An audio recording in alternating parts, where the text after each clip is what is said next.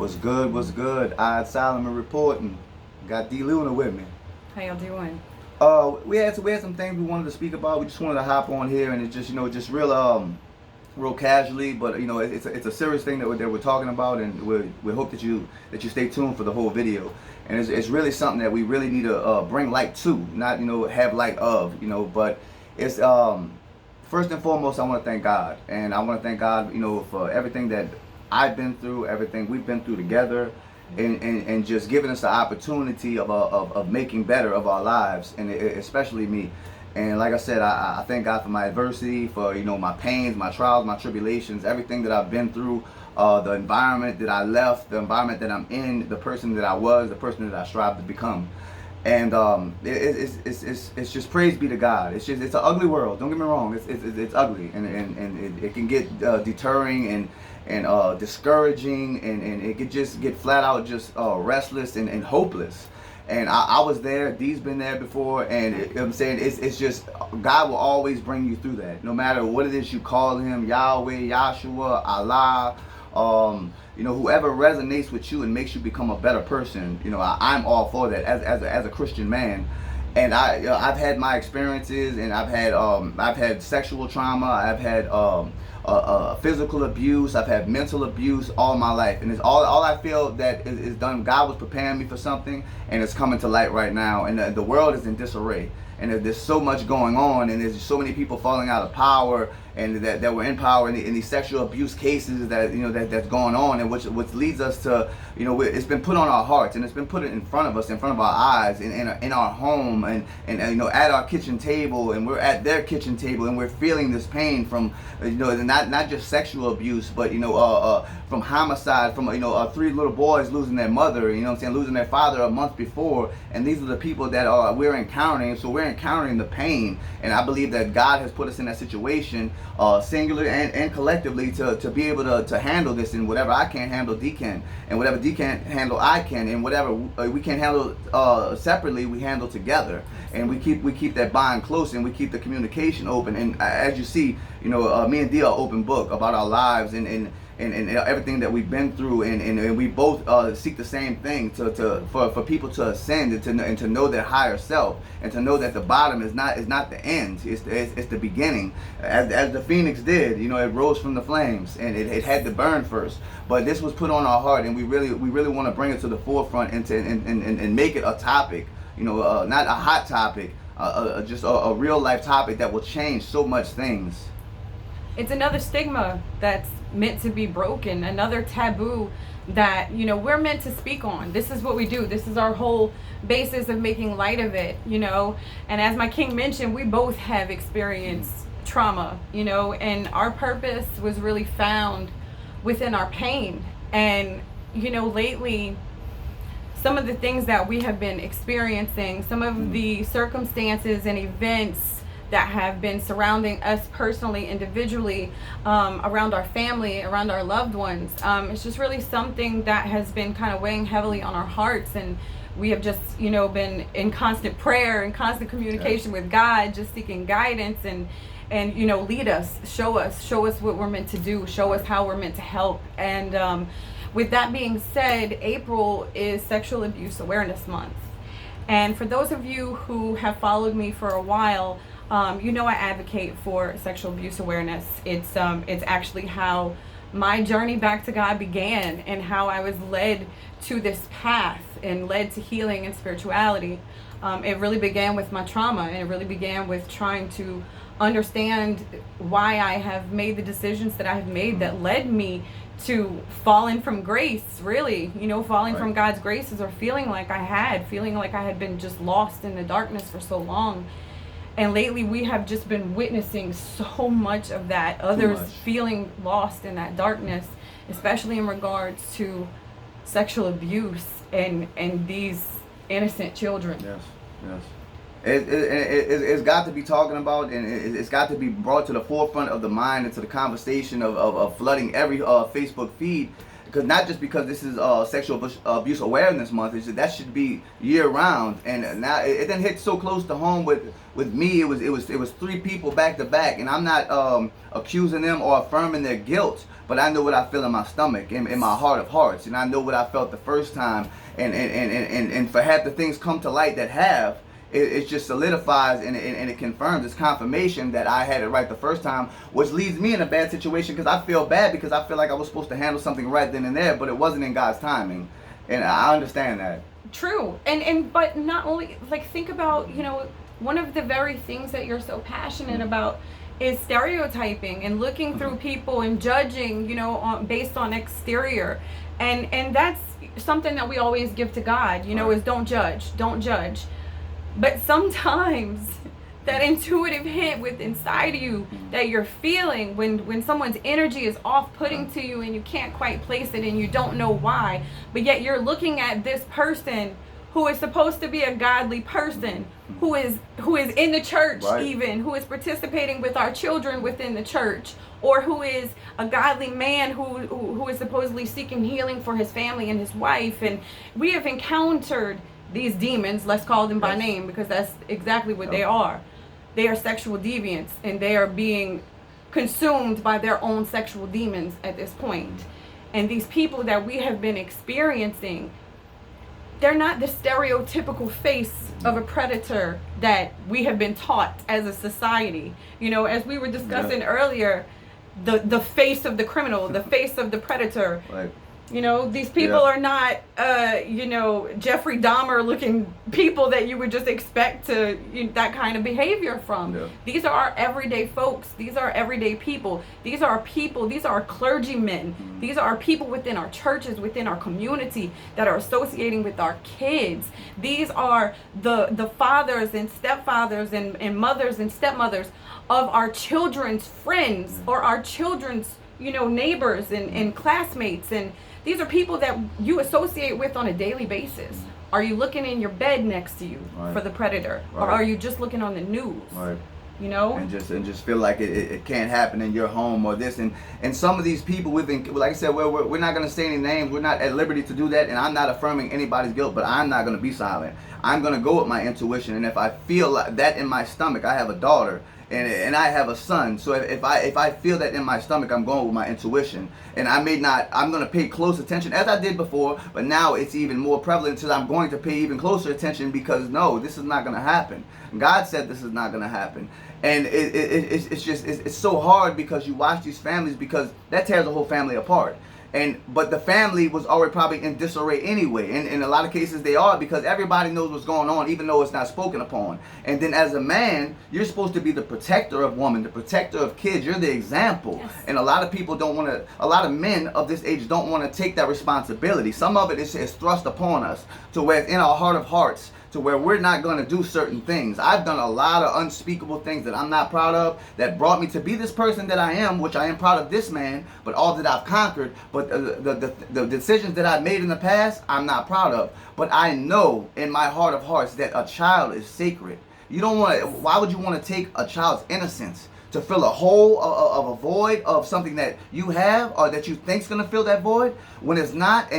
And now I remember being young and being hated by my own household, to where I had to be protected from my mother, and child abuse got me a bunch of times. This is just one of the many of abuse, but I was always taught big boys don't cry. And look, you know, what happens in this house stays in this house. Exactly. No, and you have people now that if I feel the intuitive hit, or if you feel it and you know that something may be going on here, just pay closer attention. Right. And it's not about the stigma. So you're calling, because some people have done that, to where they've called, have vendettas against people and just called just to create problems for that person and the child, whereas nothing's happening. Right. But the things that you feel intuitive things are going on, and sexual things might be happening, or this child just doesn't sit right. You have to pay attention to the children, because the children will let you know. Are they scared? I mean, I remember being this big and not having anybody bigger to protect me. Right. And now that you have people like me and Dee that advocate, because we are survivors. Right. We're, you know what I'm saying, we're endurers. You know what I'm saying, we're powered by God. We're fueled by love. So when we see that, you know what I'm saying, even if you know, this person has to go to jail or this family gets broken up. It's the greater good because the poison is in the household and now it's spreading like dominoes. Right. You know, and nobody wants to speak about that. Well, and that's the thing, and it goes back to what you said, because it's such a taboo thing. It's such a hush-hush. Think about back in the days. Because why? Because especially now in the days of social media, everyone seems to have an image to maintain. And everybody's perfect. And no one wants to speak the truth. and that's the problem. So, you know, you have people who are hush-hush about things that are knowingly happening within their homes or within their families or what have you, or even just around people that they associate with, right? But it's all kept hush-hush because why? There's an image to be maintained. Screw that image, right. Okay? And I'm really trying to harness my anger right now and not let it explode, because this is a very sensitive topic for us. This is why we speak on this. You know, many people don't know this about me. I am an interfaith minister. I'm also a shamanic practitioner. I work primarily with women who are overcoming sexual abuse, sexual trauma. I work with children who are overcoming these things, because why? I overcame these things myself, you know, and it's with that knowledge comes that you know, that experience comes the knowledge, comes the growth, comes the strength, ability to speak for those who are being silenced by people around them, who are being silenced by their own pain. As uncomfortable it is for an adult to even utter the word sexual abuse or describe any type of ongoing sexual abuse. Right. As uncomfortable as it is for adults to hear about that, think about how you're feeling right now watching this video as we're talking about this. I'm sure you feel this in the pit of your stomach, this feeling of or sensation of just disgust. Imagine what a child feels like trying to explain what is being done to them to an adult by another adult. Especially if it's an adult who is meant to protect them, who is meant to honor their purity and their innocence and protect them and watch over them and guide them. When it's somebody like that, or when it's somebody in the church that they're supposed to be able to lean on and talk to, and I'm talking many walks of faith, many different places within the church, and I'm talking about parishioners, I'm talking about pastors, I'm talking about clergymen. I'm talking about people who are empowered, using their power and their title to manipulate and abuse the system to have access to these children.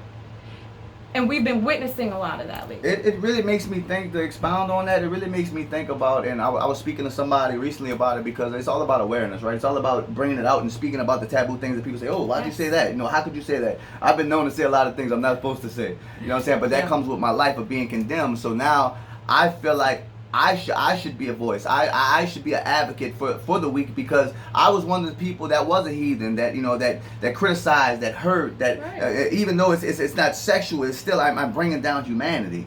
And now I know what light feels like, but I have the strength of the darkness, and that where it comes to where, you know, something has to be said. The dialogue has to be opened, even if it is taboo. And for some of you that's watching, I know you probably know someone or have had an inkling of this might be happening. I'm not saying speak out, you know, and just call out the police and send them over there. Do investigation. Like, really, you know, talk to the child. Look at the child's mannerism. When certain people would come around Kaylee, we know that she's different. She's always a light. But if we're paying attention to our child, that like we do, we say, oh, Kaylee's not responding to him well energetically. I don't care what's going on with the conversation. So now that makes me put the watchful eye on this person and let him know, hey, demon, I see you. You know what I'm saying? I used to be there. I might be not as low as you, but I see what you are. And God forgive me for saying it, because the Lord said, vengeance is mine. But I will hurt you if the Lord don't stop his hand. And that's where we have to balance this anger out. And it makes me really wonder about back in the days when we were younger, and the people that were a little bit older than us, it was probably even more silence. To where I was telling somebody this, and it goes well with this. And it goes back to the patriarchal stuff. You go back to king times, and before a king would pass his crown to the prince, he would have anal sex with his son. So even though I'm giving you this crown, I'm still going to have something over you. In essence, I have your manhood. So I can still control behind. And you'd be surprised how many of these sexual deviants and predators, I'm not making excuses for them, but who's to say what happened to them? Right. And what was taught, what was that was supposedly normal in their household, and it was you know what I'm saying? And there's no more hush, because me and D was put in situations, even though we don't like being there, and I personally didn't like being there because I'm seeing it firsthand. And even though I didn't witness anything, I'm feeling it in my stomach, which is just as bad. It sickens me. And I feel the pain for the child, which makes me angry. But God put us there to shed light on a dark situation and say, hey, we're strong enough to stand up and say, no, you do this. We think you did this. And like I said, I have no problem saying anything out my mouth. I'm powered by God, and I know God loves me. Everything else is lanyard. I know what my purpose is. Right. Same thing with D. D has a voice on her own. But with me, this is my wife. This I am for her protector. Any opinion she has or anything she wants to put out into the world, I'm there to back her. You see what I'm saying? And that is where the true bond comes. If you got good parents, you wind up setting good examples. You set good examples, you got kids that can actually talk to you. How many of you are out of touch with your child? Right. Like, why do you think they're on Instagram at 14 or TikTok, or they're not getting the attention, or maybe they're getting some kind of other attention that you really should watch out for? This little 11, 12-year-old didn't get sexual just by watching TV. No. Something happened. And that's where a lot of men are falling weak to that flesh. And you don't battle against flesh and blood. No. You battle against evil and principalities in high places. Right. So you've been consumed. I no longer look at you as John Doe. I look at you as demon. Right. And you need to get out. Right. You know, in the name of Jesus. And they're being exposed. It's a painful situation, but these videos will go a long way. Yes. And we're survivors, and we're still talking. We gained our strength, we gained our voice. Now it's up from here. Right, and that's the very thing that I was discussing, even about my practices, my beliefs, what it is that I do. I'm a healer. I am a wounded healer, though. I've had my own experiences that led me to understanding and wisdom to be shared with other people. And in one particular situation, I was brought in to serve that purpose in this home. And within that home, I witnessed such a broken family, such a broken unit and manipulation. And I witnessed a woman who was so disempowered by her husband, who portrayed himself to be a doting, loving father and husband who just wanted to seek healing for his wife. But the minute that his wife started to become strong on her own and reclaim her own power and reclaim her own voice and started to realize and witness the things that were going on with their home, and that strength radiated out to her children, and her children became strong enough to open up to her and experience and discuss their experiences and what they had been going through, and finally spoke on it, and this demon was finally exposed. All of a sudden it's, keep Dina away from my house, keep Dina away from my home. The one no longer welcome. The one you knew as the healer and the person who was helping your wife in so many ways suddenly became the witch, the demon, the one you didn't want anywhere around your kids and around your wife and around your home. Why? Because I'm exposing you. And I'm going to say this to you directly, and you know who I am referring to. You know who you are. And any other person like you, any other demon like you, I want you to cringe every time you hear my name. I want you to cringe every time you see my face, because this is the face of a survivor. This is the face of someone who has overcome this kind of abuse and who will never, ever stay silent again, not for the sake of you or anyone else's image. I will do everything in my power to protect these children and any woman or any person, any man who is experiencing any kind of trauma in this nature. I want you to cringe. I want you to feel that in the pit of your stomach, the same way that that baby felt it in the pit of her stomach every time you entered her presence. Feel me and fear me, because I promise you I will not stay silent ever again. And to expound on what D's saying, this is a hard topic for both of us collectively and individually, because I have my own way of wanting to deal with it. I come from a prison background, and they get, God forgive me for saying this, but they have a hard time. Yep. They have a real hard time, and I was the grim reaper to some of them, as far as, because I don't like that. I don't like it for my own personal reasons, obviously, with a sexual abuse history.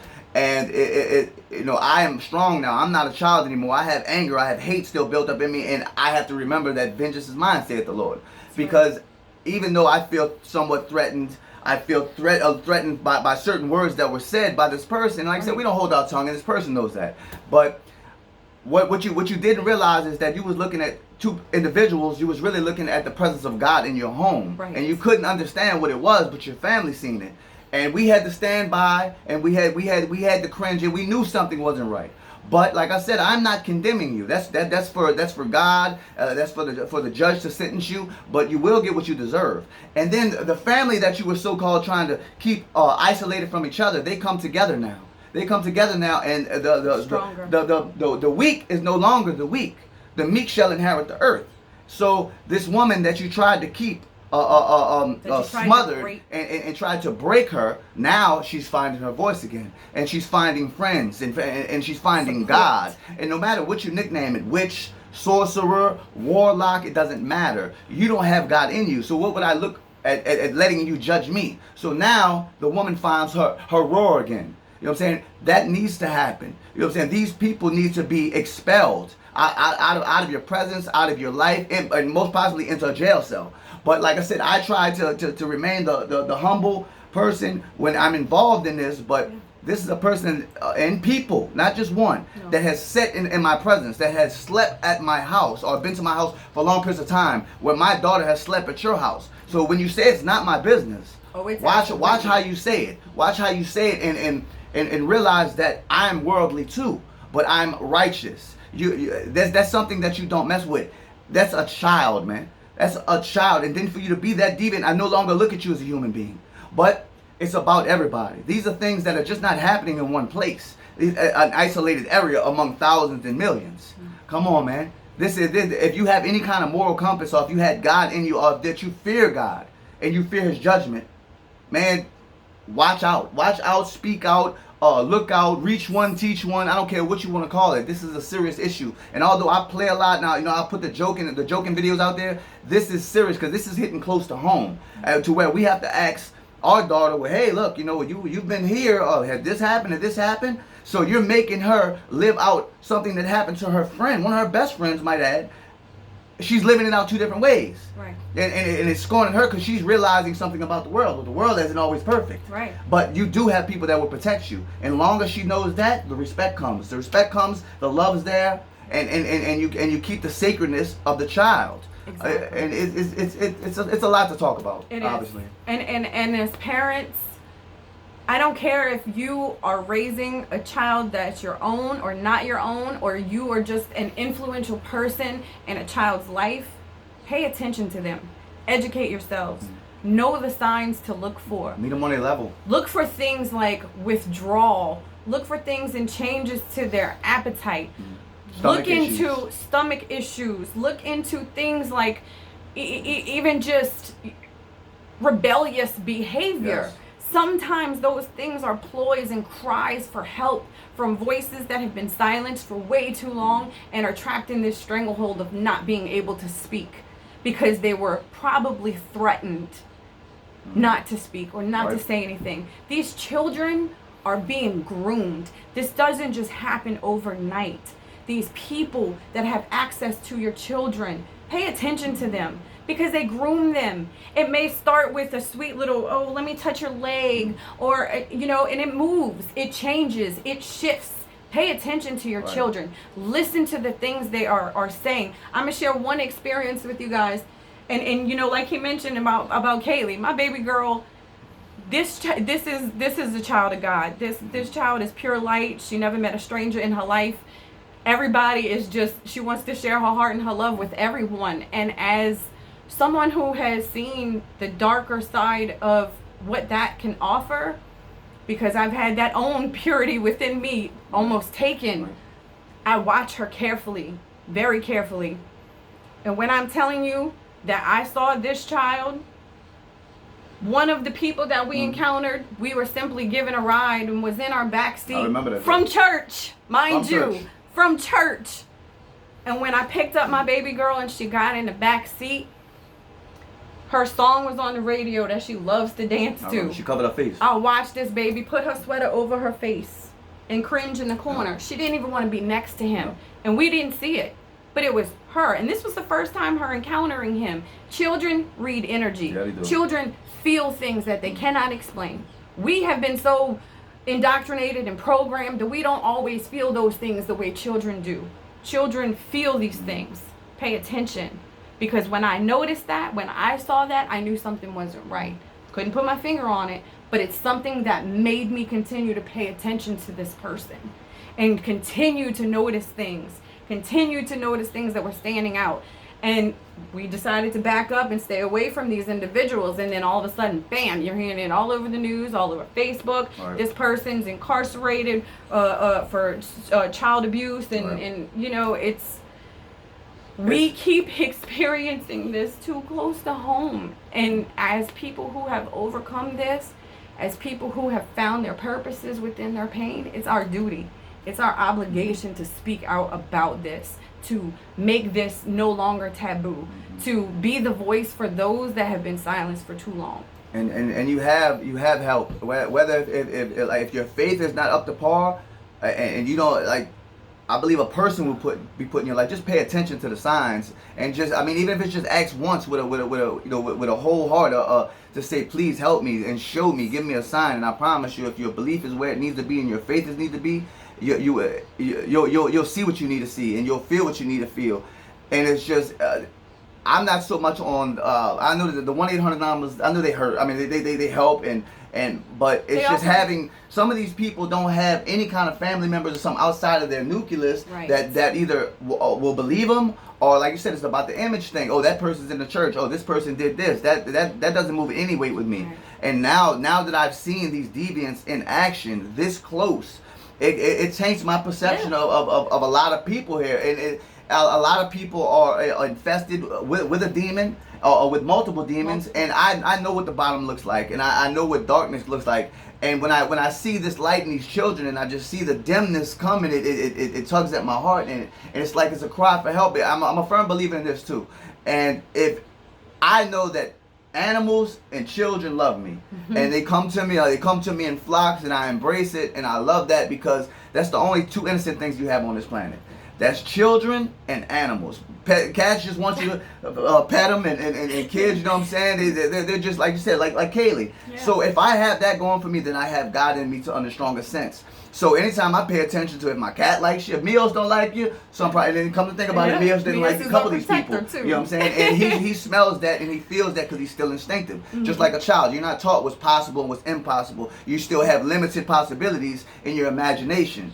But it's just about paying attention, and it's just about being active, and not just during this month, during any month, because this is our obligation by God to protect those that can't protect themselves. Just as well as I protect an elderly person from attack or from anything with my life, I would do that for a child. And I'm hoping that that's what these deviants and these predators realize, that my faith is where it needs to be. So I don't care about how you feel, about who you call, about what actions you take, because God, I don't believe God's going to let you take any of these actions, and you're going to get what you deserve. Either it's by hearing this word or getting your karmic duty. Right. And my faith is where it needs to be, and our hearts are where it needs to be. This needs to be spoken about, and stigmas need to be knocked all the way down. And this doesn't just go for the children that's involved. Man, think about the parental aspect of the person that eats them up. We've seen that it eats them up, because they're like, no, I didn't protect my child, but I was conflicted here because this is my significant other, or I don't know. And we've seen this twice.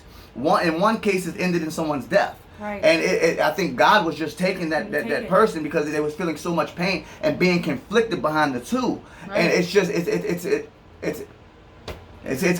a lot. It's a lot. But it needs to be talked about. All we're doing is opening up the dialogue and letting you know experiences that we've had that hit close to home, and just hope that, you know, the people that need to hear it.